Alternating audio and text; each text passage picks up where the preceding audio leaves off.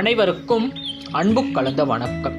இந்திய மண்ணை விட்டு நாம் இங்கு வந்து 100 வருடம் இப்படியே தான் இருக்கின்றோம். ஒன்றுதான் நம் சமூக விடிவிற்காய் குரல் கொடுக்கின்றோம்.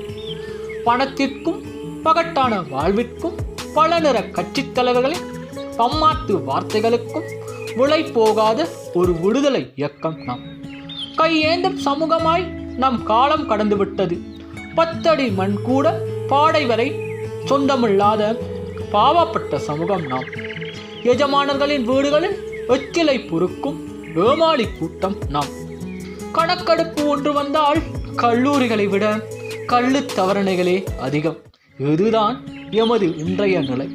இந்த சின்னத்தனமான சிறைகளிலிருந்து நாம் விடுபட்டு விடுதலை பெற வேண்டுமானால் வேங்கைகளாய் நாம் வீறு நடை போட வேண்டும்.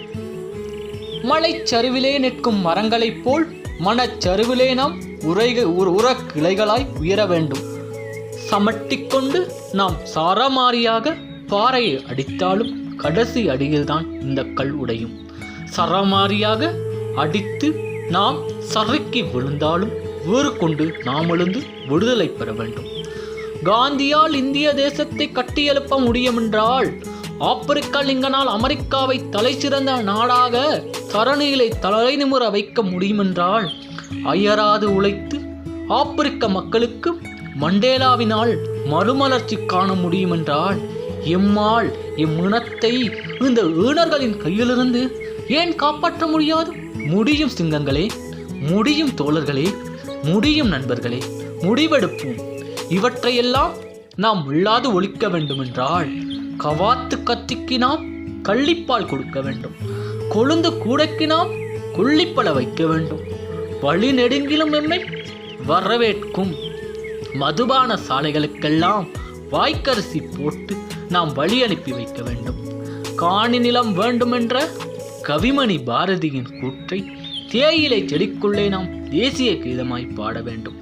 அரை வயிறு கஞ்சி நமக்கு அன்பளிப்பாய் கொடுத்துவிட்டு நம் வாழ்வை தீர்மானிக்கும் வாக்குகளை பெற்று சில்லறை காசுக்காய் விற்கும் சில்லறை தலைவர்களுக்கு மட்டத்து கம்பால் அடித்து நாம் மண்டியிட வைக்க வேண்டும்.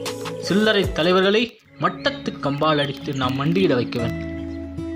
இவற்றையெல்லாம் செய்ய நாம் கல்வியிலே கரை சேர வேண்டும்.